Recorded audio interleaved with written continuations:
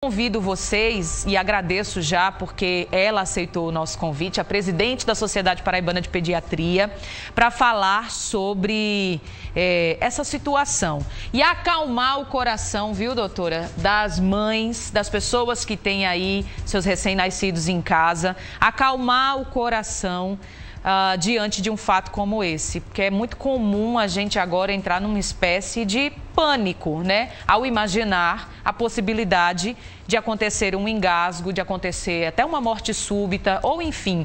Vamos aproveitar a presença dela para nos trazer aí o esclarecimento diante da ciência, se é normal, se é possível mesmo uma situação como essa acontecer, ou se foi uma questão de um descuido. É possível dizer que um descuido pode ter ocasionado aí esse fato ou dentro do contexto, né, daquele ambiente do recém-nascido, é provável que aconteça um fato grave dessa natureza? Doutora, bom dia.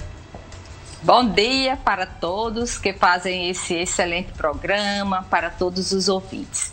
Olha só, é bom que as pessoas entendam que isso é um evento muito frequente nos primeiros nos primeiros meses de vida de uma criança.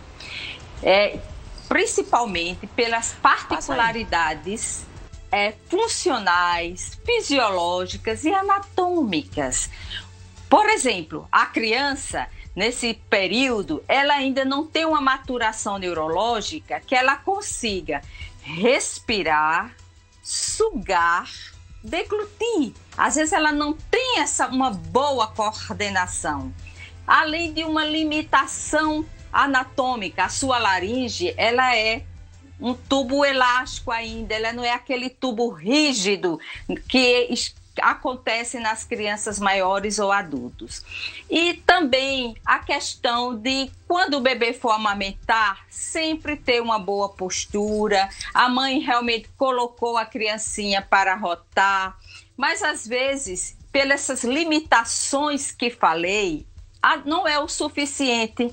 Então, às vezes, a gente também precisa manter a criancinha em decúbito elevado, pelo menos a 45 graus após a amamentação, não trocar uma fraldinha em seguida, não estar, eu utilizo até a palavra mesmo que as pessoas, né, costumam usar, saculejando, né, ninando a criança ou na horizontal ou na vertical, em que o conteúdo do estômago sobe, desce, sobe, e quando ela deita a criança, ele vai refluir. Às vezes as crianças também têm alguns probleminhas de refluxo, né? Às vezes até um refluxo oculto. Isso aí também vai contribuir para um episódio com esse desfecho. E provavelmente o que a criança... Pois não? Pode falar, pode continuar, doutora. E provavelmente o que a criança teve foi realmente um engasgo, né? Que é muito frequente.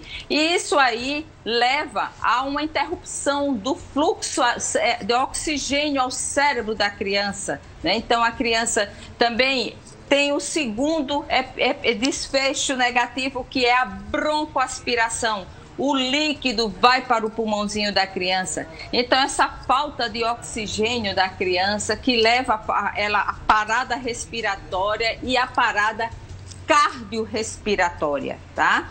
Muitas vezes a criança retorna, mas aí tem também um outro problema, né? Ela broncoaspirou, o pulmãozinho está cheio de líquido.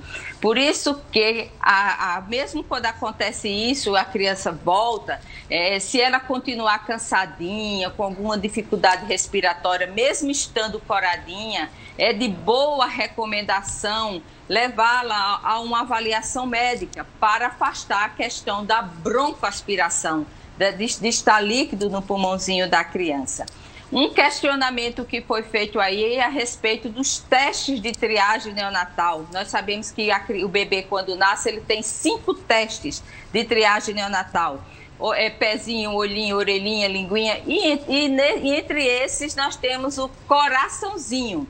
Mas o teste do coraçãozinho, que é um teste de triagem, ele é para avaliar a possibilidade da criança ter uma cardiopatia congênita grave, que vai normalmente se manifestar ainda no primeiro mês de vida. Essa criança já está com quase 3 meses de vida. Então, a gente já afasta. E se a mamãe, na gestação, fez um eco fetal, também já é algo que a gente vai somar isso aí e afastar. E também outros sinais que poderia pensar da criança ter uma cardiopatia congênita é quando ela amamenta, que fica cianótica, roxinha, né? Perioral, suadinha, cansadinha.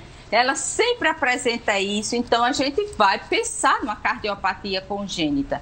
Mas diante desse fato, provavelmente o que ocorreu foi um engasgo, com hipóxia e com broncoaspiração. Doutora Socorro, a senhora foi perfeita em toda a sua colocação, respondeu aqui a todas as dúvidas. Se de fato, né, poderia ter a possibilidade de algum problema cardíaco e que ela bem colocou para nós, existe até um teste que é feito ainda na gestação, né, que é o teste neonatal, um ecofetal que chama. Depois, quando a criança nasce, já de imediato, um teste também que é feito. Então, essa possibilidade ela é praticamente nula. Pode realmente, deve ter sido realmente um engasgo e que é frequente, infelizmente. E felizmente a gente sabe e tem a orientação aí dos profissionais da pediatria para nos trazer aí a luz da tranquilidade, né? Doutora, muito obrigada. Eu queria só que a senhora finalizasse com um recado para quem tem aí os bebês em casa, não se apavorarem, né, com uma situação como essa que é muito frequente.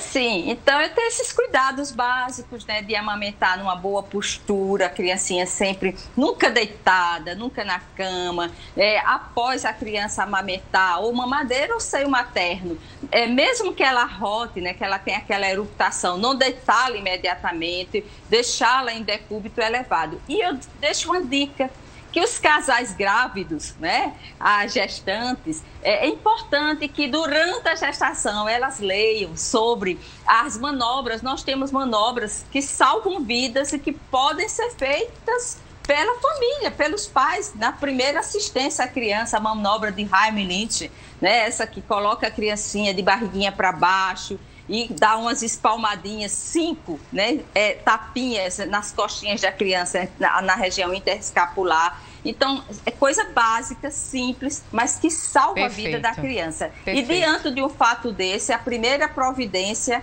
é calma. Calma, respirar fundo e tomar uma atitude positiva. Perfeito. E a gente fica na torcida que dê tudo certo com essa criança. Amém, né? Amém. Doutora Socorro, muito obrigada, viu, pela participação e até uma próxima oportunidade, se Deus quiser, para falar sobre um assunto melhor, né? Obrigada, doutora. Tá, nós que agradecemos. Um excelente dia para vocês. Obrigada, é isso, gente. É informação completa para vocês, tá? Faz parte, né? Aliás, eu quero colocar aqui esse espaço sempre garantido para você que está gravidinha, para você que tem seu bebê, qualquer que seja a dúvida, pode encaminhar aqui que a gente faz esse esclarecimento para você com o maior amor do mundo, viu?